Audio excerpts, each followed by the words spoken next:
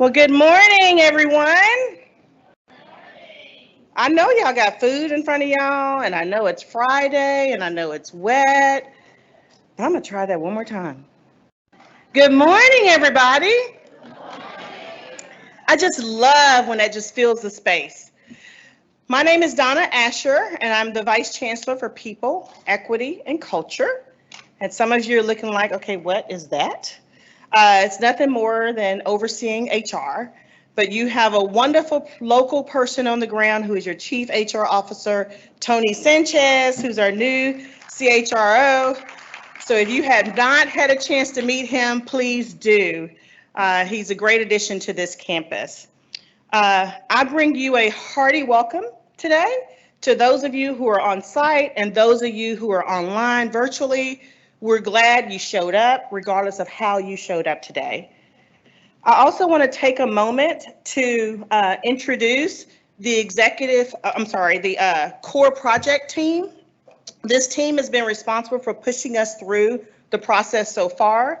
So I think it's critically important that you get to know who these people are. We're just on the front end of this journey. We have a long way to go, but a lot of work has been done so far. So as I call these individuals' names, I will ask that you come up so that people can see you and we can appreciate you. We'll start with Dr. R. Mark Miles. R. Mark is our Senior Director of Culture, Organizational Development, and Engagement. We have Lakin Rapier. Lakin is our Chief Communication Officer. And last but not least, we have Ms. Lindy Vandegrift. And I don't even want to associate a particular title with Lindsay because Lindsay does everything. Everything. So these folks have been steering the wheel of this journey. And so please join me in giving them a hearty thank you for their work. Thank you, guys.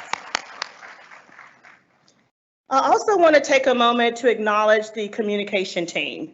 It takes a lot to make sure everyone is aware of what's going on, making sure we tell people as early as possible what's going on, what will be happening. And it takes a lot of work to try to get communications right. So this team is a team of cross-functional individuals representing all of our campuses within our UNT system enterprise. So this is truly a collaborative team, and I want to recognize them. So let me start with some of the folks from our HSC, and everybody may not be here, but I still want to say their name because I want to acknowledge them. So folks who are coming from our HSC team, we have Stacy Bowe. Stacy's in the back, raise your hand. She's serving as co-chair of the communication team. Along with her, we have Paula Cobbler. Don't believe Paula is here. She's on the communication team at the Health Science Center, and Eric Griffey, same thing, communication team at the Health Science Center. From your UNT Dallas campus, we have some folks who are also participating. Dr. Macario Hernandez, our Chief of Staff here. We have Victor McLaughlin, part of your communication team. Miss Yolanda Franklin, part of your communication team. Thank you all. We have folks from our UNT campus who are also supporting this initiative. Julie Payne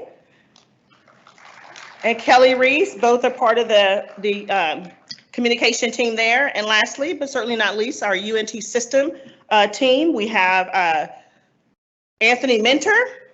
Anthony, I know Anthony's here, I saw him. We have Katie McDaniel. Katie also serves as co-chair of this committee. Tom Sullivan. There is Tom over here. Ma Quatau also is a part of this team. She's on the communication team. Let me make sure I didn't miss anybody here. I got Katie. All right, I think I got everybody. So please join me in giving them a round of a hand for all of their work so far.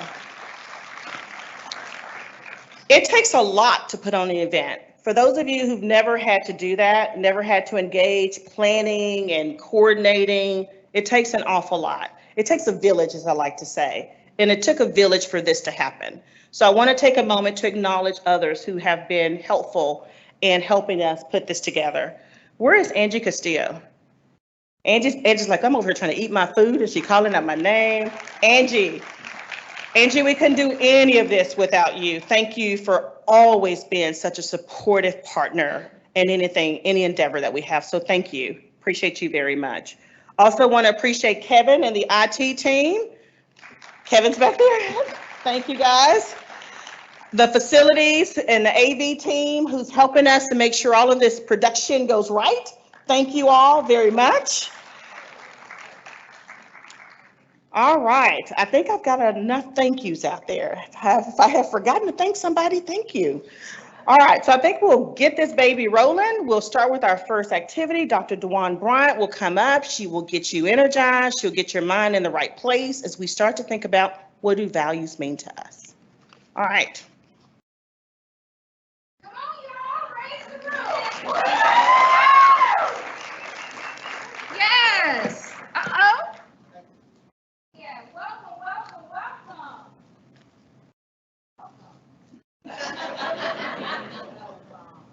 All right, welcome, and thank you for being a part of this Join the Journey session kickoff. Are you glad to be here? That's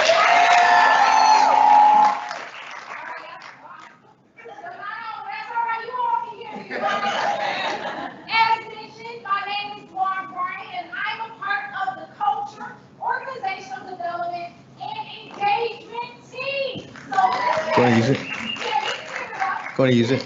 Represents super engagement. Mic's on. We want to make sure that everyone gets involved on this morning. Is that all right? Now listen. Oh, I'm on now. It is our absolute pleasure to not only serve you, but to further engage you in sharing your personal values while encouraging and supporting a value-based culture. Now, aligning your personal values and your work values are essential for bridging the gap between success and engagement. Do you all agree? Now, if you would just turn your attention to the screen, we are going to go ahead and get started with our activity. Now, you are going to have an opportunity to respond to 2 statements for this activity. So the first statement is identify up to 3 personal values that are important to you. And statement 2 is which of those are important to you in the workplace. So I want you to go ahead and get logged in. There are 3 ways to engage. So for our online audience, if you are in the house, you can go right into the chat text box and click an easy link that would take you to the Chrome browser. And for those of you that are in here, if you're in here, let me hear you. I don't hear anyone up in here. If you are in the house, let me hear you. All right, I was wondering. So you can access by the QR code or the text feature. All right, go ahead and get logged in, and we are going to get moving. Are we logged in? We're ready to go? All right, let's word cloud together. Yes. Let's see what we got here.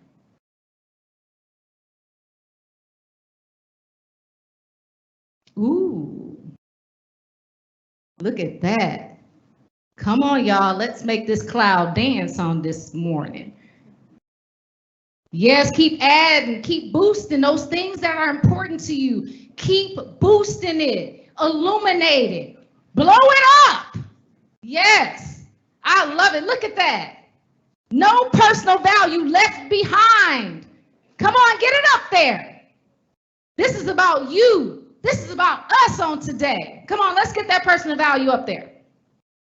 Wonderful. Beautiful. You have about 15 seconds left for the first statement to add that personal value. Make it count. 7, 6, 5, 4, 3, 2, 1. All right, we're going to statement 2. Which of those are important to you at work? Blow those up, bolster those, boost them, grow them. Yes, get it up there. I love it. Yes. Few more seconds here. Look at that baby dance. How y'all doing online? Y'all good? Yes. Beautiful. About 15 more seconds. Go ahead and get those values in there. Blow it up. Raise the roof with these values. All right, 7, 6, 5, 4, 3, 2, 1. Yes, we made it. Now, as you are looking at the screen, this is your masterpiece. So just out loud, you can shout these out. Which of these personal values do you see illuminated where it just really jumps out at you? What are they?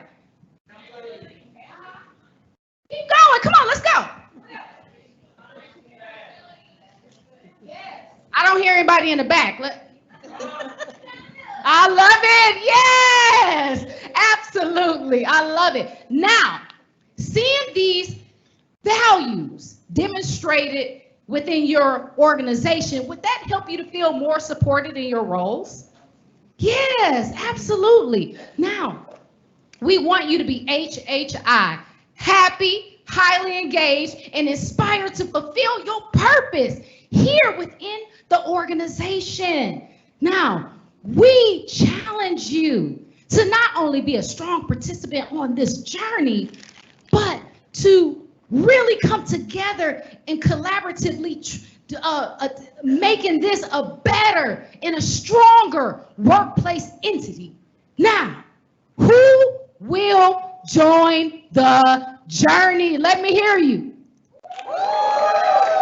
All right, we all on board. Thank you, Dr. Asher. All right, well, if you don't feel energized right now, I'm thinking there's something wrong with you, but you probably got some food in your mouth too. But it's all good either way. All right, next up we have a man who is not a stranger to this floor. I was going to say stage, but we don't have a stage here today. That's all right. Next, I'd like to introduce our Chancellor, Dr. Michael Williams, who will come up and have a little chat with you.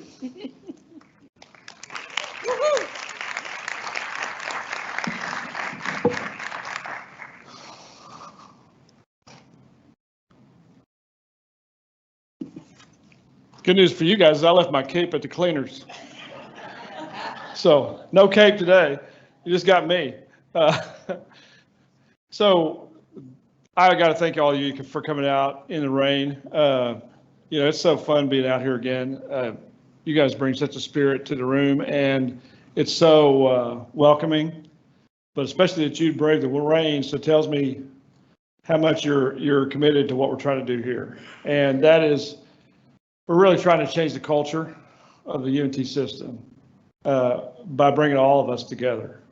And so I really appreciate you guys coming. This is like a dream come true for me. This is our 4th session, and every single one of them have been almost full.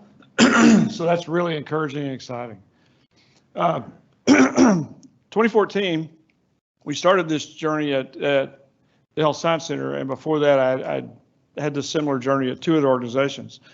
And people kept asking me, can you give me some understanding of what, values versus beliefs versus characteristics versus guiding principles, all those things. And what I tried to say was related to a story way back when I was in college, when I was trying to work my way through college. I worked on a cement crew because when you're on construction and you don't know what you're doing, they put you on the cement crew. But you learn real quick what rebar is. Do y'all know what rebar is? What does rebar do? Somebody tell me. Holds it together, right? Holds it together, reinforces, makes stronger. What happens to a foundation without rebar in it? Cracks, fails. So the way I think about values is values are the rebar, if you will, of our foundation. They bring the more intention you put around developing your values, the stronger the foundation becomes, and that's why typically once this work is done, you don't ever do it again.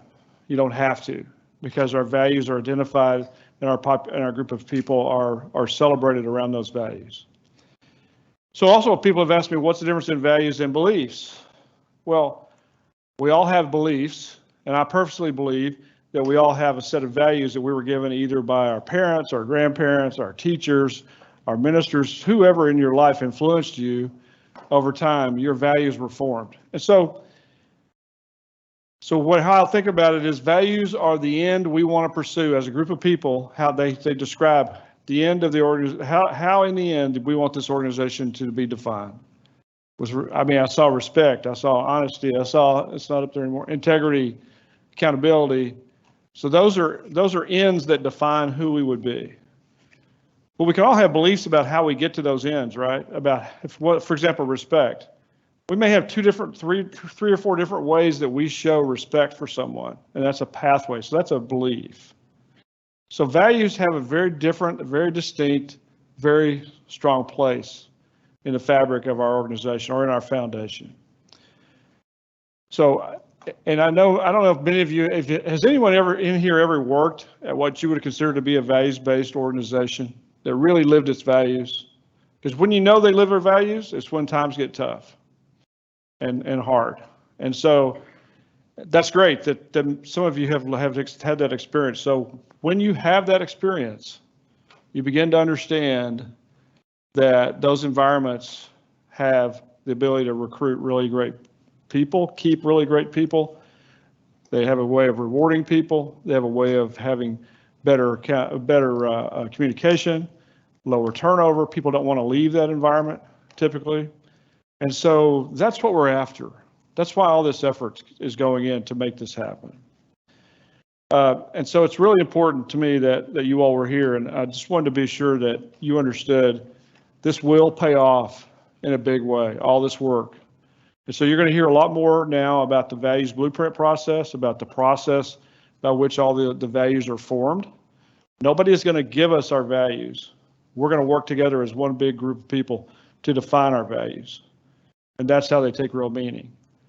And then it'll be up to each of us to understand how our personal values align with the values of the organization and where we work every day. And boy, when that happens, when you get that alignment, it makes it a whole lot easier to go to work every day and know that the people around you celebrate the same values you do. And you communicate more clearly, and you got each other's back. I think you all out here have a strong spirit of that already. The values will only enhance it more. So my last thing is get involved. There's going to be lots of ways shown to you in a minute up on the screen about how to be involved in this process. This really is a one-time thing that'll pass by. So you have an opportunity to be very active in it. And this is something I put in a communication a number of months ago that just gives you a sense nothing's changed. It's the same thing. These are the things we're going to see happen for all of us. So just go to the next slide if you don't mind. And so get involved, be a part of the process, be able to say that you were here when it all happened and you made the effort. So you did the first step by coming this morning. So thank you all for being here. Appreciate everything you're doing. And I'll turn it over back to Donna. Thank you.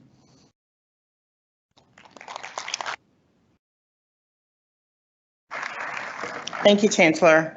All right, next up we have President Mong, who has some words he'd like to share with you about this journey.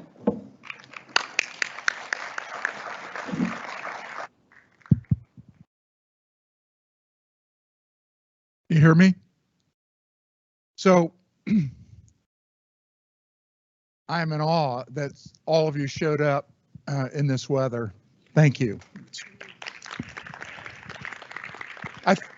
I think we can stipulate that everybody in this room, each of you, has a strong sense of values. Each of you seek meaning in your lives. Each of you share our mission at this university to help our students and our community increase upward economic mobility in one of the most under-resourced areas of one of the largest metropolitan areas in the country. Surveys show that each one of our universities has a strong sense of self. But if you go and look a little deeper, they operate fairly separately at this point. We're proud of what we've done. UNT is proud of what it's done. HSC is proud of what it's done. Dr. Williams told me on the way in that one of the adjustments that this values-based medical center is making is that it's not just HSC anymore. It's a unified UNT system set of values. So I think before us really is this ideal of how much stronger we can be as a unified entity. And that's what we're talking about today and in the future. It's doable, and I look forward to it. You know, I think real life experiences sometimes can reinforce how difficult decisions can be guided by strong values.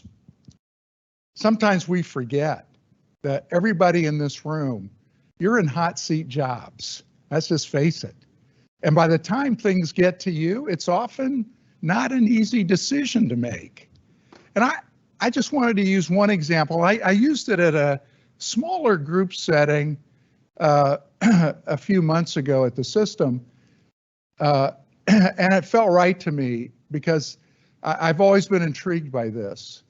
In the 1980s, a group of scientists at the pharmaceutical company Merck kind of stumbled onto a discovery. It wasn't the road they were heading down, but some of the scientists said, you know what? We have kind of a cure here for night blindness. And what ensued were incredible disagreements within Merck. Well, wait a second. This is saying, how are we going to make money with this? Other people said, how can we not pursue this? 18 million people are blinded worldwide because of parasites. This can lead to a cure. Believe it or not, it wasn't an easy decision. The company was almost at war with itself.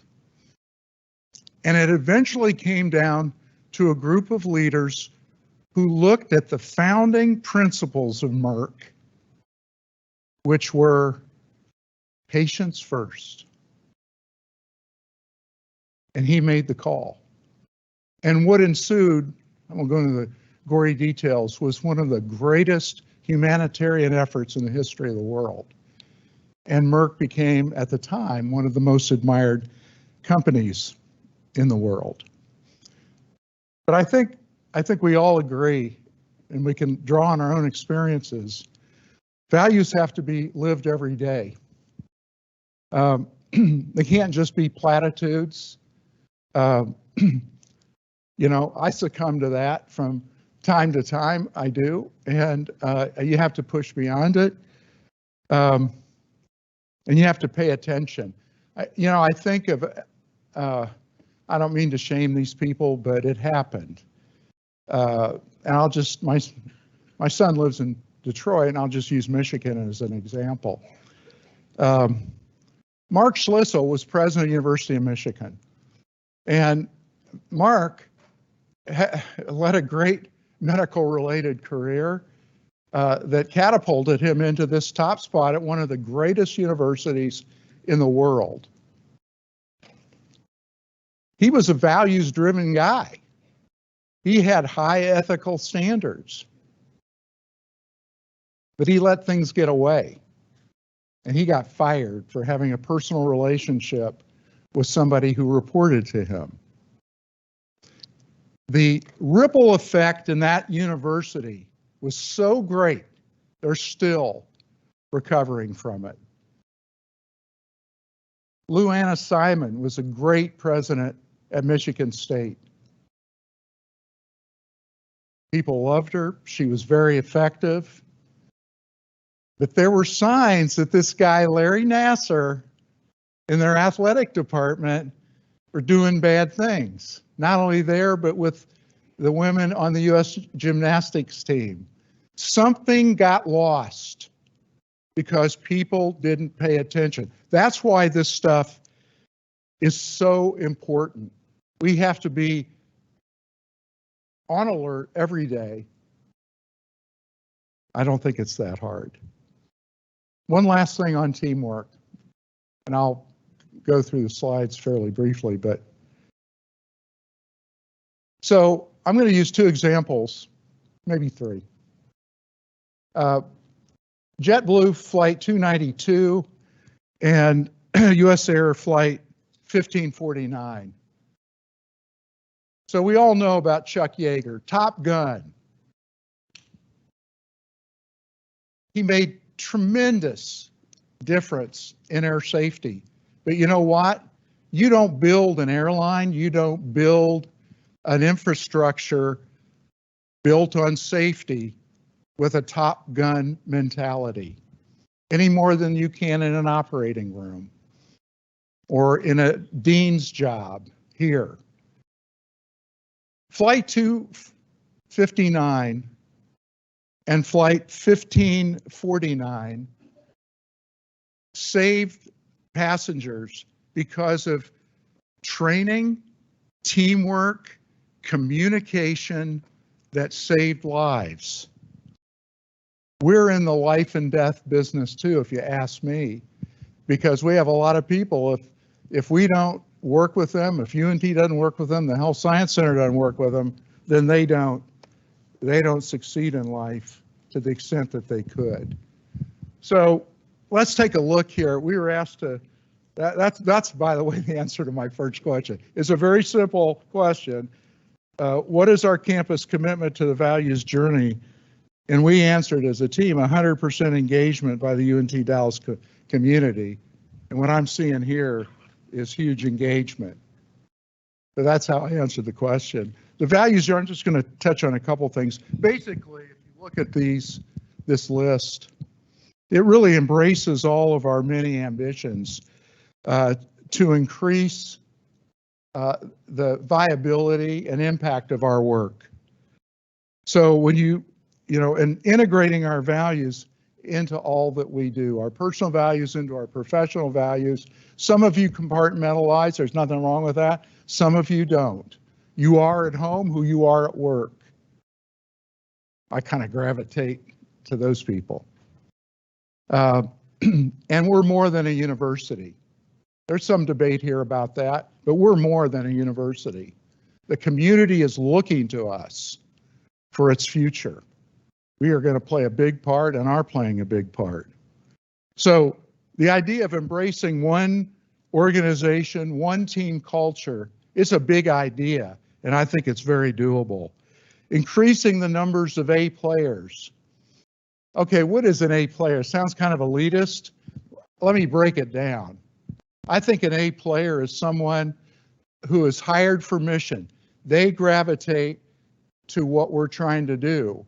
So as we're looking, who likes this idea of a values-based culture, one university system that can be stronger together than it can be individually? The other part of, A player, and we can debate this, is they're highly competent people. You train them, and they immediately integrate into the into your work almost seamlessly. That's how I define an A player, and we can talk about it more, but that's my definition. People have to care about us. We talk about philanthropy here. Nobody's going to give us a dime if they don't care about us. They just won't do it. We're doing a great job with foundations and institutes and other grant-making, federal, state, local, nonprofits, because they see our mission. Our next challenge really is with philanthropists. It's not unusual for a 12-year-old university not to have yet really captured the imagination of them, but we will. And then serving the common good. Next slide, please. Question was UNT Dallas possible outcomes around people first. We all intrinsically believe in people first.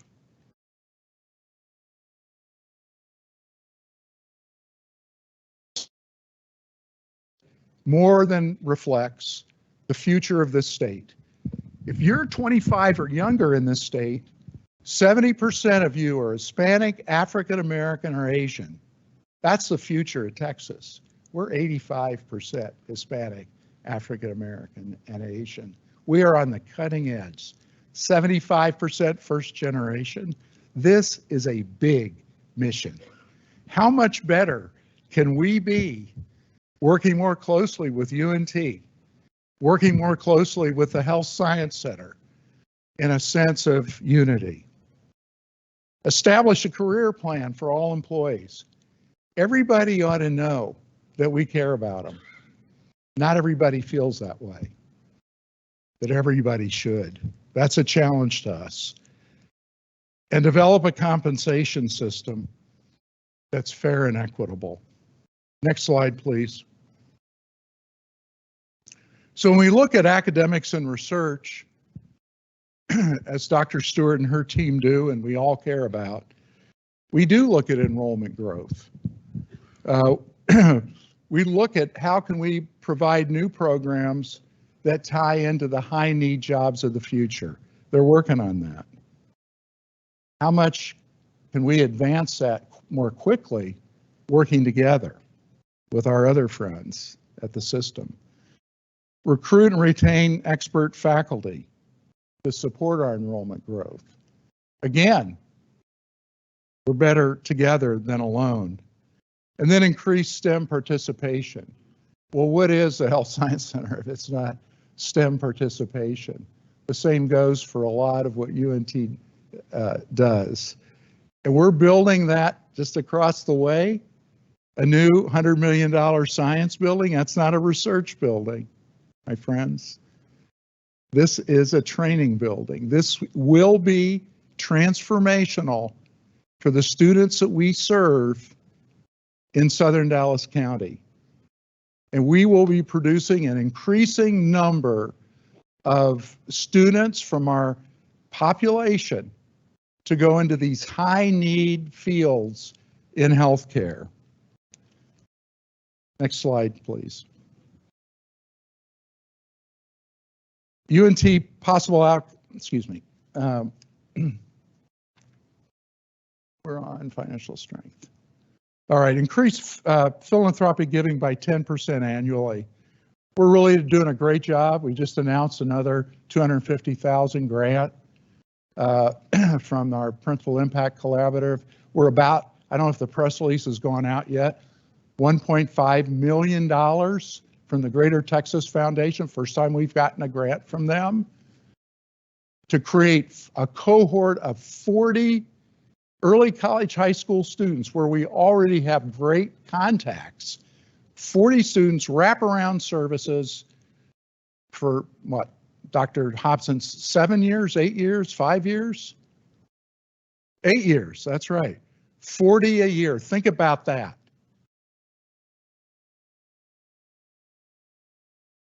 Increase the portfolio of local, state, and federal awards. We're doing it. And increase, this is from our CFO, I love his precision, increase institutional revenue by roughly 6% each year over the next 3 to 5 years to help produce a more durable and self-sustaining revenue base. Folks, we got to get to 5,000 and beyond. And our unique value. What unique value does our campus provide to the UNT system? Well, first of all, we have paramount contacts and relationships in the greater metro leadership community. It's pretty much unparalleled in higher education. And we're taking advantage of it, and we're going to continue to take advantage of that. We have state-leading outcomes for our two biggest blocks of students, Hispanic and African American. Just before, thank God, just before I testified first time at the legislature, Harrison Keller, Dr. Keller of the coordinating board called Ray Rodriguez, and Ray brought us all together. And he said, guess what? Coordinating board just crunched numbers. 90% of your African American graduates leave with no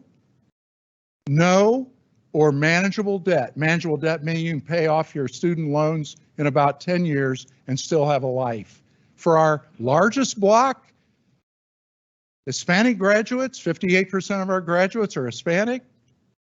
98% leave with no or manageable debt. That's state leading.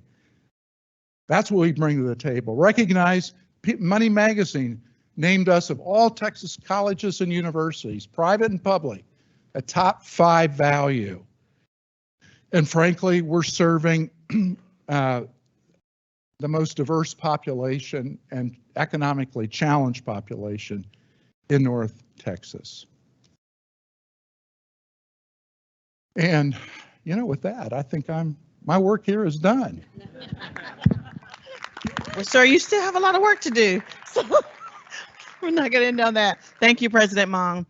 Next up, I want to introduce you to 2 individuals who served as our partner in this process. Gail Watson, Chief Operating Officer with People Inc., and you'll get a chance to meet Shannon Mick shortly. She's the Vice President at People Inc. These folks have been helping us through the journey. We're excited to have them continue to partner with us.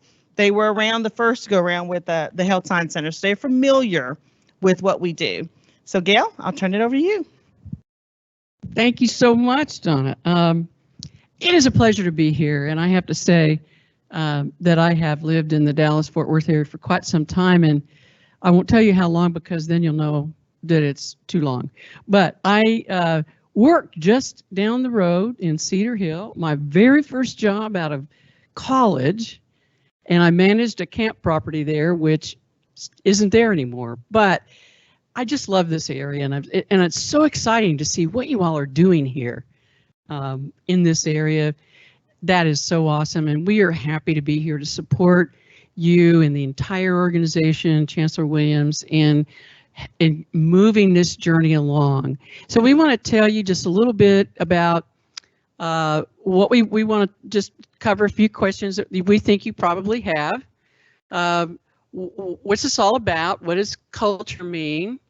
How do we build a sustainable culture? What is the process for that? And what we already know about your culture. So before I get into that, I just want everybody to know People Inc. This is what we do. We are a consulting organization that helps you create, and many others, a high-performing values-based culture. So this is about high performance. I think President Mong has just described some of the things you all are doing. No doubt can do much more, and that's exciting. We've been doing this work for over 25 years. I'll just kind of leave it at that. With hundreds of companies, organizations, profits, nonprofit, higher ed, healthcare, JetBlue, as a matter of fact, Ann Rhodes, our founder, was one of the founding executives of JetBlue. So we know that this whole system works that we're going to describe to you today. So first, let's just talk a little bit about what we know about organizational performance based on research. Gallup has done most of the research around employee engagement. And you all use the Gallup survey to study what your engagement scores are, and the reason you do is because what we know is highly engaged employees are contributors to the best performance of organizations. So those organizations that perform most highly will have up to 70% of their folks engaged, according to the Gallup definition of engagement. And the question is for you all is can we improve that for us? And I think you all will continue working on that, because that is going to be one way we measure your advancing progress as a culture.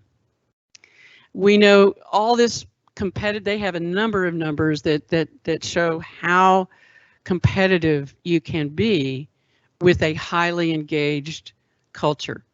And it'll be exciting to see if you all will make some improvements in terms of your donations, your student enrollments, your ability to attract and retain talent that will help these students really succeed in their future. And so let us just tell you now, President Mong was telling you what his definition of no, I'll get to that in a minute. That's A players. Our definition of culture is that it is very simply the collection of behaviors in an organization. So when you think about it, it's how do you feel when you interact with each other? How do you feel? How does the student feel? What does that interaction look like? And because when you walk away from interacting with each other and your community and your students, that is the perception people take away about your culture. Your people are your culture. You are the culture. And so for that reason, we focus on behaviors as the key to defining your culture. We base our system on two important keys for success. People ask us a lot, well, how do we sustain this? We're going to do all this work. This is not a one-time thing. I mean, this is going to take work. And it is a journey on getting better and better and better each day. 5 years from now, 10 years from now, 20 years from now, when you all maybe have gone and succeeded in other opportunities, or you bring students in who now will serve as your faculty and staff. In those, we want this culture we create to be alive for them. So this is a long-term commitment. It's not about the destination as much as it is about the journey. So you all are coming together now for this journey. Now, the key to that is leadership. That's one key, leadership. Because it's leaders, and you all are leaders, by the way. Everyone here listening online, you are interested and engaged and curious about this process. You influence others in your teams, and therefore, no matter what your title is, you're a leader. You're going to become a culture leader. And that is, leaders drive the values that drive the behaviors, which really drives your culture and then drives your performance. And so what we want to take a look at is what you're doing that you want to maintain and keep doing the same way. What is it we need to maybe not do that isn't serving our culture going forward in the best way possible?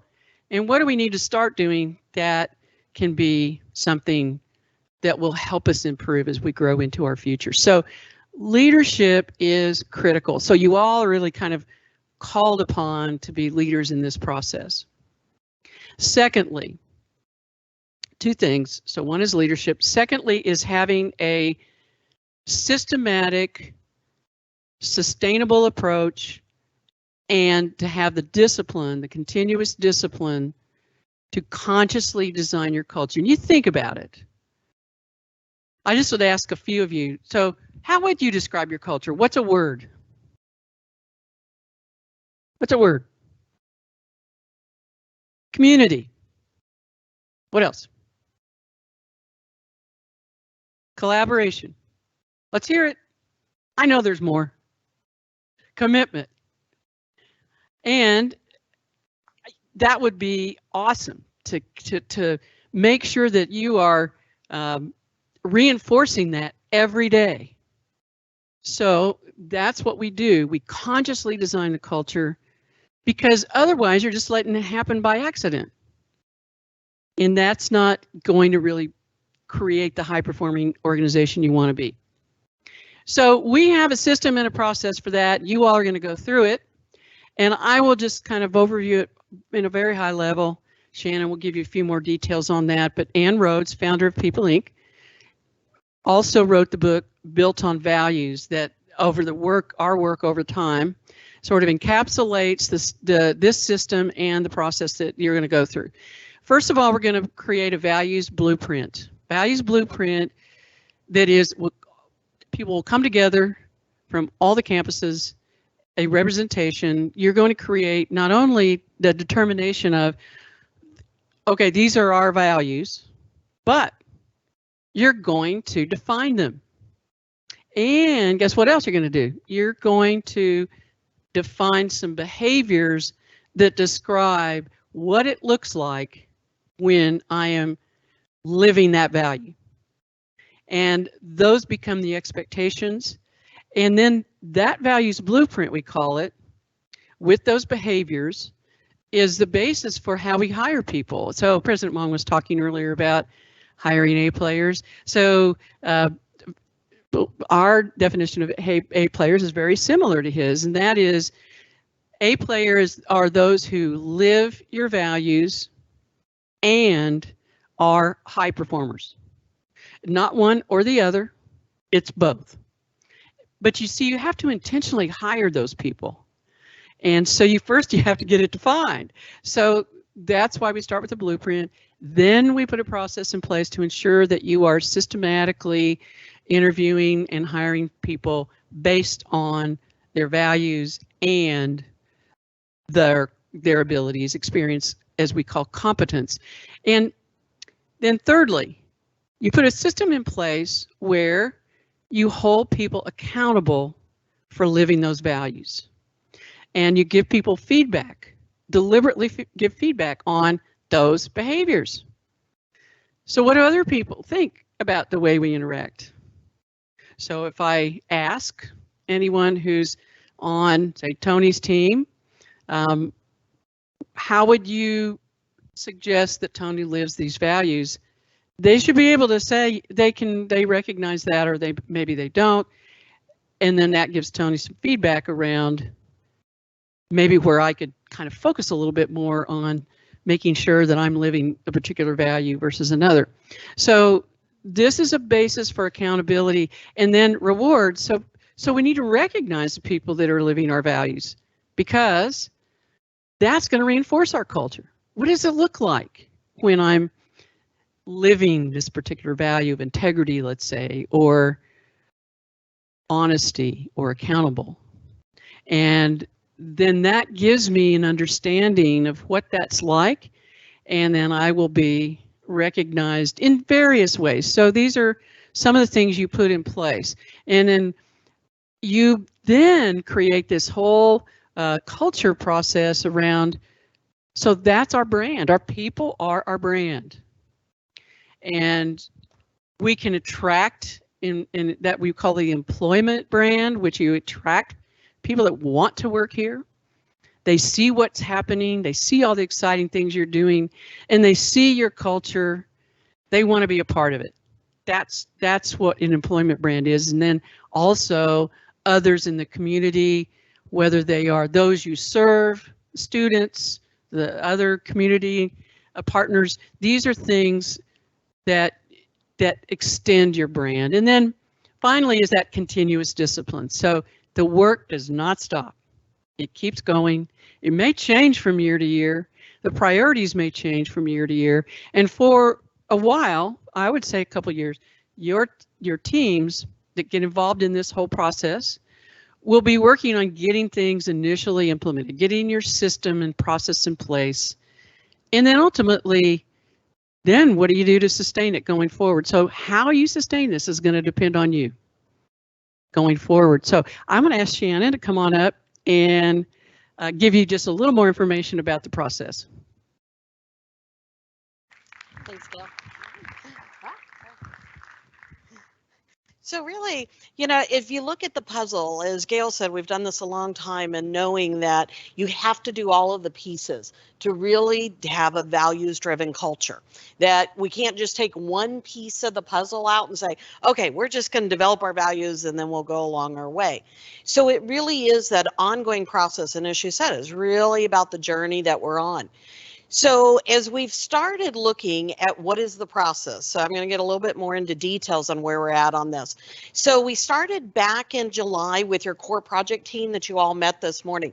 There's a lot of work that goes into getting this up and looking at it, talking about what the strategy is, the values-based culture, and what does it mean to become one unified team. So we're pulling together all of the institutions, right? because we're better unified than we are individually.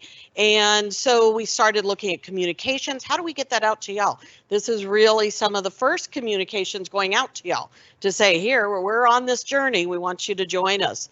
And then one of the things we do is we assess kind of where you're at. When we came in, Gail and I know that you guys have had a lot of assessment, right? You've got Gallup going on now. You do it every year. You had McChrystal, you had other consultants, and we said we can use that data. So we've gone through all of that data, and I'll share some of our kind of snapshot findings and see if you guys agree with what we saw and where we have heard that you want to go. We spend the majority of our focus talking about where do we want to go. You guys know where you're at. We just look at it so we have an idea of some of the challenges you have as we move forward on this values journey. So the big date that is coming up is the values workshop, which is November 7th and 8th. We're talking 2 weeks away. There's 125 individuals from all levels of the organization and all campuses, all system, everywhere, coming together for 2 full days. In that workshop, we will develop the values blueprint. So the first part of that puzzle is going to be developed at the workshop. That's really your foundation of what the whole values journey will be built on. So once those values are identified and defined and we have behaviors, then we can start building those into your people processes. So we really expect at the beginning of the calendar year, so January to March, that first quarter, that we will be bringing up additional cross-functional teams to look at the things of the hiring process. What's the way we can streamline it? How do we build values in? How do we make sure when we're looking at people that we're hiring that A player, people who support your mission, they live your values, and they're competent in the job that you need, right? Because don't we all want to work with people who share our values and are here for the right reasons and are competent in their job? It makes our job easier. So we'll have a hiring team doing that. We'll bring up a rewards and recognition. One of the things we know is we want to catch people doing things right? In recognition. So if you are living our values, we want to hold you up. We want to get those stories and we want to share that with everyone system-wide. So we'll be looking at that, and then we'll be bringing up performance management. What does your performance management team look like? We'll be bringing up probably a training team and building it into your training functions. So there's lots of the things. So if you think of your people processes and all the places that we touch into that, we want to build your values so they become sustainable about who you are. So that's what, and that will be happening all next year. So as I said, as we looked at kind of the assessment, the kind of current snapshot. So as we looked at it, that what we saw is across your whole system wide that you guys are all great people. What we heard is we like the people we work with. We are great people. We are mission driven. Would you guys all agree with that? Here at your campus and system wide? I mean, regardless of which campus we were at, we have heard that over and over, and it's come through in your data as well. We also, know that every campus brings its own value to the system, right? So President Mong, without us coordinating, I was really pleasantly surprised to hear when he was talking about, what do we bring into the system? Everybody brings something. And collectively, when we look at all of it, how much greater you guys can all be when you share resources, when you collaborate, when you communicate. So then we looked at what are some of the challenges you guys are facing right now. So along with that, you have this distinct value has created really distinct cultures. So we talk in terms of UNT Dallas, HSC, UNT. We don't necessarily talk about UNT as a whole. And when we talk about supporting our students and our faculty and our staff and our communities, we want them to know when they come to anywhere at UNT, they can expect these things from us. Doesn't matter which campus. And if we are working with other people, think how great it would be that if your expectations on how we interact with each other would happen every time you call another person at another campus to work with them, you know what to expect from them. We heard about your staff compensation. We know that's a challenge for you, and all of the campuses are looking at how can we bring up on staff compensation, how can we make it more equitable. And so it is certainly something you are talking about, and we're aware of it, that there was a lack of a unified vision. So every different campus has their own, right? So what is that overall strategic vision that we want to have? That there's no enterprise strategy. And probably the big one that we hear over and over is about ineffective communications. So what we saw was in each campus, you have a pretty good communication system here to talk about what's happening here. But we don't have a good communication systems to talk about what's happening elsewhere. So if we want to collaborate, you guys have great people doing research and student teaching, faculty, all these things going on, but we can't collaborate if we don't know what's going on, right? Or if you don't know that person exists somewhere or just got this grant, you know, we've got to find a way that our communication at a system level helps us understand all the great things everybody's doing so that you know where and when you want to tie into them. Inconsistent processes along with those individual campuses. You guys do the same thing, but we may have 4 different processes to get a purchase order through or to get somebody hired, or, you know, there's a long list of those. You guys could probably give me some of those around the room, and we know that. And we know that becoming more unified is streamlining and looking at those efficiencies so that we can do things that are more efficient and effective. Some of the things that have happened because of the distinct is really about silos. And so what we see is silos within the campus and silos campus to campus. And it's created some distrust. You know, we've heard a lot about trust, and silos are, you know, just, they're really tough. You know, we've got to break them down. When we talk about collaborating together, it is about breaking down silos. The uncertainty about the future, and probably the hardest one is us versus them, which is nobody wins in an us versus them culture. And so we want to get to a culture that everybody is supportive of. So that's kind of, before I go to the future state, would you guys agree with that? Anything that surprised any of y'all? I saw a lot of y'all were nodding your heads as I was reading them off. Anything that surprised anybody? No, it seemed pretty, I mean, pretty accurate of where you guys are at as a system. So as I said, we really want to focus on the future state and the values journey, as this is where we really believe that we're going, is that you guys will have a shared values and vision for the system overall. People first, right? Everybody wants to feel valued. We want every employee, every student, every person who touches us to know how much we value. What y'all do in your mission, you guys are trusted and privileged with people's children to help make better lives for them, make better lives. It's even more important, I think, here in the work that you do, because you're affecting communities and you're affecting generational moving forward of helping things, right? And so it's so critically important, but we want people to know, and we want you to know as employees, that we are a people first organization, and we care about you, we value you, and we value the work that you do with us. Once again, we want to be collaborative, continuous improvement. We want to get better, right? As we always want to get better. And so we want to have some sustainable resources, and that comes down to some money, technology, staffing. There's other things that go into that, but we need to build some sustainable resources to accomplish some of these. Really effective communication. So as Donna shared at the beginning, there's a communication team that has people from every place in your system-wide enterprise coming together to talk about best practices, to share information. How do we get it out to everybody so everybody knows? We want to, and you guys do this now, you guys are incredibly inclusive and engaged, and we want you to continue to get better at that, right? We want everybody to feel that when they come to work, that's where they want to be, and we are all engaged in making sure that we are producing students and contributing to our communities and enjoying each other and what we do. Ownership and accountability. Okay, yeah, that's pretty clear, right? And that's part of the values. When the values are that if we say this is how we're going to treat each other between, and we're not, I hope you'll come and say, hey, Shannon, You know, in that meeting, I don't think you were living that value.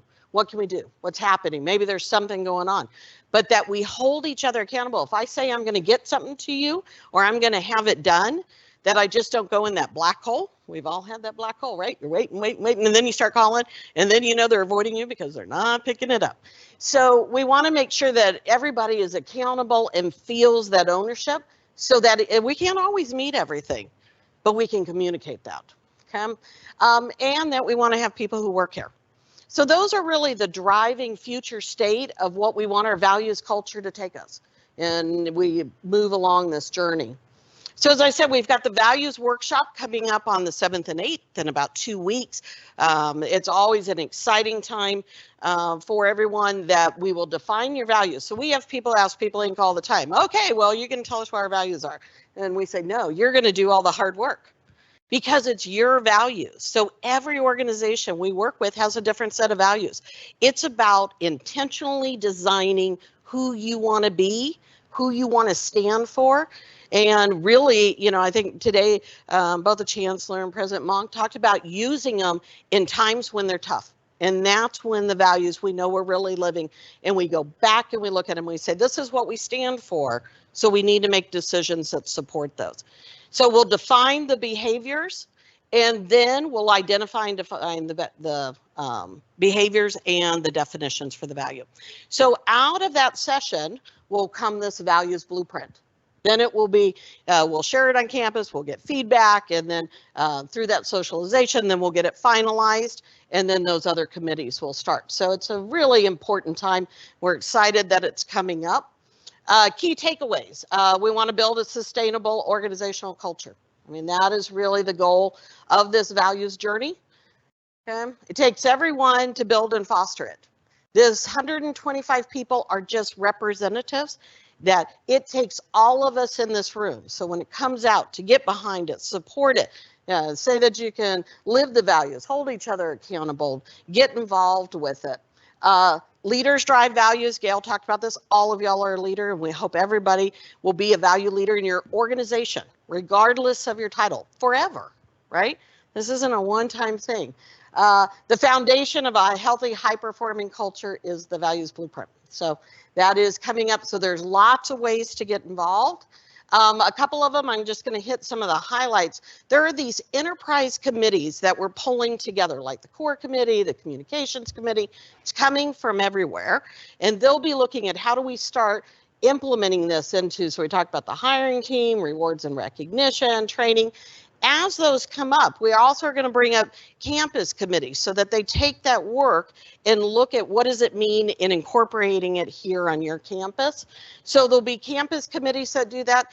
And then throughout the process, one of the things, and this is one of the first ones, is sessions for you guys to learn a little bit about what we're doing or where the process is. But really, it's just important for us to hear what you guys think. What do you think about it? Can you support it? You know, in a minute, Donna's going to share with you, we're asking for y'all to do something before the 7th so we can carry forward your voices into that values blueprint. So lots of ways to get involved. If you think you want to be on a committee, we're telling people, you know, let your supervisor know. And as those opportunities come forward, they'll start pulling from those teams. So I'm going to turn it back to Donna, and she'll wrap us up. So thank you. Thank you, Shannon. Thank you, Gail. Thank you for that. All right, so I'm down for the home stretch, so you guys are almost out of it. I see the excitement on your face. All right. Okay, so what's next? Shannon talked a lot about that. We got our values blueprint workshop. You'll hear lots of information. Be on the lookout. We're going to try to communicate as much as we can about this process. Now, we have a question up here. How does this affect me? I can tell you this answer. I can tell you from my perspective. But I think the better question is, what do you think? How will it affect you? You've heard President Monk talk about what he believed values would do to this organization, the impact it could make, all the various areas where it could make an impact. You heard Shannon walk through what we hope the values journey will do for all of us. So you have to ask the question, how will it affect you? Do you want it to affect you? Do you want to be on this journey with us? That is your decision. That is every individual's decision in this room to decide whether you want to be on this journey with us. And if you choose yes, I believe there's a lot of positive things that will affect you in this process. Who wouldn't want to be a part of an organization that listens to their voice and create an environment where you feel like you thrive, where you belong, where you matter, where your voice matters? So I'll leave that question to each of you. Ways to get involved. We will have a webpage. You'll hear lots of information. We would love for you to become a values ambassador. You'll hear a lot more about this in the near future. Here's the website. We'll also share this with you in other ways. Feel free. We'll try to keep information on here updated. Feel free to visit this as often as you need to. The poll that Shannon was referring to, hearing your voice. As we said, we only have 125 spots in the Values Blueprint Workshop. That naturally means everybody can't be a part of that, but it doesn't mean your voice cannot be. You may not physically be present in the room, but your voice can be in the room. And one way that your voice can be in the room is by responding to this poll. So if you get your QR code, don't do the little tent that's on your table. That's for something different. Each of you should have a sheet of paper that looks like this, that has a little picture, the puzzle picture, as well as a big QR code on it. Take this with you. Use that later. Do the QR code, scan it, do the survey. The poll will close on November 4th, and that's intentional because our Values Blueprint Workshop starts on the 7th, that Monday. So get your feedback in. We want to take those voices into the room with us, okay? And with that, just a few reminders. Please, we have a photo booth over here. If you would love to get a photo with your colleagues and your friends about how you're joining the journey and inviting others to join the journey, please take a moment to do that. The little swag that's on your table, your mugs with a pin in it, take that. That's yours to have. Hope you drink your morning coffee or tea and remind your colleagues of, let them know you're joining the journey and you hope they do too. And again, don't forget to take the flyer with you with the QR code so we can hear from you with accessing that poll later. And with that, we conclude this event. We thank you for your presence and your engagement today. And I wish all of you a fabulous weekend.